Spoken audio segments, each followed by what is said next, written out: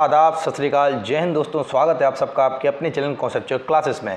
तो आज की इस वीडियो में हम बात करने वाले हैं KVS interview preparation question and answer series. आज की इस सीरीज़ का ये हमारी दूसरी वीडियो है जिसमें हम नए 4 क्वेश्चंस को डिस्कस करेंगे जो हमारे इंटरव्यू की प्रिपरेशन के लिए मोस्ट इंपॉर्टेंट क्वेश्चंस हैं, क्योंकि ये क्वेश्चंस हमसे इंटरव्यूअर पूछेगा ही पूछेगा। ठीक है, अब वो क्वेश्चंस क्या हैं हम लोग उसको सबसे पहले डिस्कस करेंगे, लेकिन आगे बढ़ने से पहले चैनल को लाइक, शेयर और सब्सक्राइब करना ना भूलिएगा। आइए चलते हैं हम अपने पहले देखते हैं कि क्या क्या क्वेश्चंस आज हमने रखे हैं अपनी इस सीरीज़ में। तो आज के इस पार्ट 2 में हम लोगों ने 4 क्वेश्चंस को रखा है। पिछले पार्ट में भी हम लोगों ने 4 क्वेश्चंस को डिस्कस किया था। यहाँ पे भी हम लोग 4 क्वेश्चंस को डिस्कस करेंगे और ये जो क्वेश्चंस हैं आपको अपनी स्क्रीन पर दिख रहे होंगे कि क्या क्या क्वेश्चंस हमने आज के इस वीडियो में रखे हैं। पहला क्वेश्चन है कि why do you want to be a teacher, आप क्यों टीचर बनना चाहते हो। पिछली वीडियो में हमने समझा था कि आप केवी को ही क्यों ज्वाइन करना चाहते हो। ठीक है, यहाँ हम समझ रहे हैं कि आप टीचर ही क्यों बनना चाहते हो। यहाँ पे देखिए दूसरा क्वेश्चन जो है वो है if you get a job in your state will you leave this job. तो अगर आपको किसी अन्य स्टेट में जॉब मिल जाती है तो क्या आप ये जॉब छोड़ देंगे। होता क्या है कि ये क्वेश्चन आपसे केवीएस में जरूर पूछा जाता है। उसके पीछे का रीज़न ये होता है कि केवीएस में जो कल्चर है वो कल्चर ये है कि आपको अपनी कभी भी होम स्टेट में या होम टाउन में आपको क्या नहीं मिलता है, ज्वाइनिंग नहीं मिलती है। तो इसलिए मोस्ट प्रोबेबली ये देखा गया है कि बहुत से लोग ये होते हैं कि पहले तो केवी ज्वाइन कर लेते क्योंकि उनके पास कोई और ऑप्शन होता नहीं है। फिर जैसे ही उनको अपने स्टेट में ऑप्शन मिलता है तो वो केवी को छोड़कर वहाँ आ जाते हैं। तो इसलिए ये क्वेश्चन आपसे इंटरव्यूअर पूछता है कि अगर आपको अपने ही स्टेट में जॉब मिल जाती है तो क्या आप इस जॉब को छोड़ देंगे। ठीक है, तीसरा क्वेश्चन जो होगा वो ये होगा कि are you ready to work in any city. ये आपसे पूछा जा सकता है कि अगर आपको कोई भी सिटी दे दी जाए तो क्या आप कंफर्टेबल हैं आप वहाँ पे जॉब करने के लिए। होता क्या है कि केवी आप जानते हैं कि ऑल ओवर इंडिया फैला हुआ है, इवन फॉरेन में भी यानी विदेश में भी इसके कुछ ब्रांचेस हैं। अब आपको कमेंट करके ये बताना है कि कौन कौन से देश में केवी की ब्रांचेस हैं। ठीक है, बाकी यहाँ पे देखिए चौथा क्वेश्चन आपसे ये पूछ सकता है कि why should I hire you. ये तो कॉमन क्वेश्चन है, कोई भी इंटरव्यूअर आपसे पूछ सकता है कि मैं आपको क्यों लूँ। ठीक है, चलिए हम बारी बारी से इनके सैंपल आंसर को डिस्कस करेंगे और आपको जो उसमें लाइन अच्छी लगती है तो वो आप वहाँ से ऑब्जर्व कर सकते हैं। चलिए देखते हैं कि इनके क्या क्या आंसर हम दे सकते हैं। पहला क्वेश्चन जो हमसे पूछा गया था वो पूछा गया था कि why do you want to be a teacher, कि आप टीचर क्यों बनना चाहते हो। तो इसका सैंपल आंसर जो मैंने दिया है आप ये समझिए, यहाँ से आप कुछ चीज़ें उठा सकते हैं। देखिए सबसे पहले चीज़ ये समझिए कि आप पहले ही तुरंत ये नहीं बोलेंगे कि टीचिंग इज माई पैशन, क्योंकि ये बहुत से लोग गलती करते हैं कि पहले ही जैसे ही उसने पूछा कि why do you want to be a teacher आपने बोल दिया टीचिंग इज माई पैशन। ठीक है, तो कुछ अलग और कुछ हटके करना है। तो आपको करना क्या है, और कुछ क्या होता है कि जैसे किसी ने कोई कोटेशन उठा ली टीचिंग प्रोफेशन की कोई कोटेशन उठा ली जो किसी बड़े व्यक्ति ने या किसी महान व्यक्ति ने कही है उस टीचर के बारे में, तो आप उसका इस्तेमाल कर सकते हैं, आप उसका रेफरेंस भी दे सकते हैं, लेकिन आप स्टार्टिंग में नहीं दीजिए। आप उसको अपने आंसर की मिडिल में, बिल्कुल मिडिल में उसको आप रखिए, जिससे कि क्या हो कि आपका आंसर जो है वो एक बहुत ही अच्छा सा आंसर बन जाए। तो जैसे मैंने यहाँ पे भी एक कोटेशन को रखा है, लेकिन आप देखेंगे कि उस कोटेशन को मैंने किस बेहतरीन तरीके से यहाँ पे रखा है। आप भी ऐसे ही इस्तेमाल कर सकते हैं। चलिए हम देखते हैं कि इसका सैंपल आंसर क्या होगा। देखिए I always love working with childrens. ठीक है, ये कह रहा है कि मैं क्या करता हूँ कि मैं बच्चों के साथ काम करना बहुत पसंद करता हूँ या बच्चों की सराउंडिंग बहुत पसंद करता हूँ। ठीक है, और दूसरी चीज़ भी ये बोली कि आई बिलीव, मेरा ये भरोसा है क्या कि that teacher is the maker of the nation. अब ये देखो, ये मैंने एक कोटेशन का इस्तेमाल किया कि टीचर क्या है, मेकर ऑफ द नेशन है। ठीक है, राष्ट्र का निर्माण करता है, राष्ट्र को बनाता है। कैसे बनाता है, क्योंकि जो राष्ट्र है वो राष्ट्र की जनता से मिलकर बना है, और राष्ट्र की जनता क्या है, बच्चे ही तो आगे राष्ट्र का भविष्य बनते हैं। ठीक है, और बच्चों को बनाने का मेन काम जो होता है वो पीआरटी टीचर्स का होता है। इसलिए क्या कह रहे हैं कि teacher is the maker of the nation because we are responsible for shaping their minds. ठीक है ना, टीचर क्या होता है, रिस्पॉन्सिबल होता है बच्चों के माइंड्स को सेव करने के लिए, ढालने के लिए। जिस तरीके से वो ढाल ले जाएगा बच्चा उस तरीके से बेहतरीन प्रदर्शन अपने जीवन में करेगा। एंड प्रिपेयरिंग देम, और उनको तैयार करते हैं फॉर देयर फ्यूचर, उनकी खुद की फ्यूचर के लिए।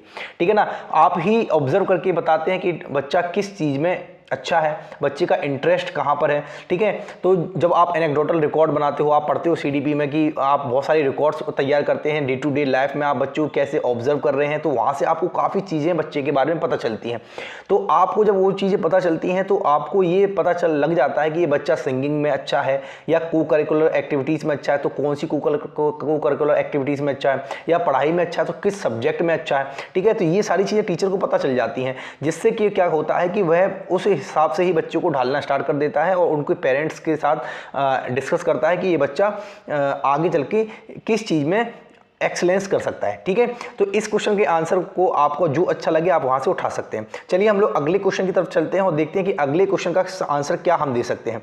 अगला क्वेश्चन है कि if you get a job in your state will you leave this job, कि अगर आपको अपने ही स्टेट में जगह जॉब मिल जाती है तो क्या आप केवी की जॉब को छोड़ देंगे।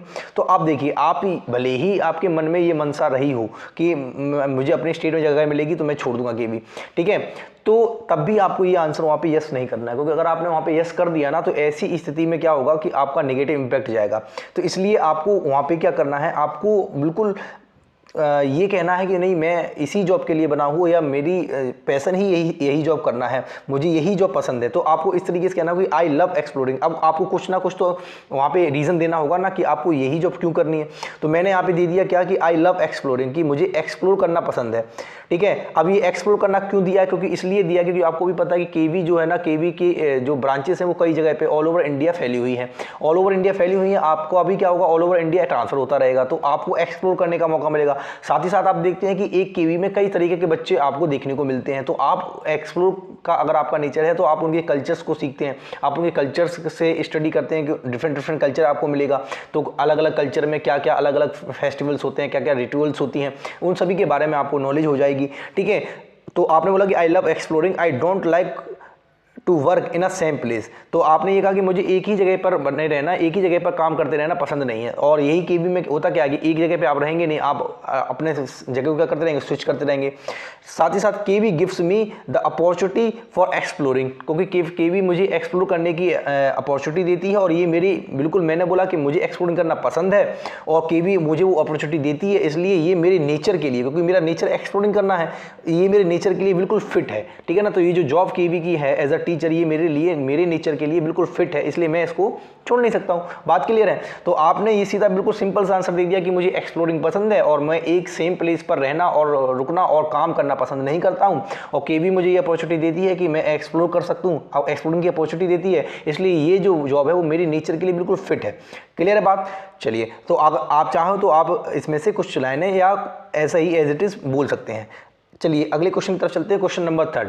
क्वेश्चन नंबर थर्ड है कि are you ready to work in any city, क्या आप किसी भी शहर में किसी भी जगह पर काम करने के लिए सक्षम हैं या कैपेबल हैं, या आप तैयार हैं। तो आपको देखो, जब भी हेल्पिंग वर्ब से सेंटेंस स्टार्ट होता है तो इन क्वेश्चंस का आंसर आपको डिटेल में नहीं देना होता, आपको या तो यस बोलना है या नो बोलना है।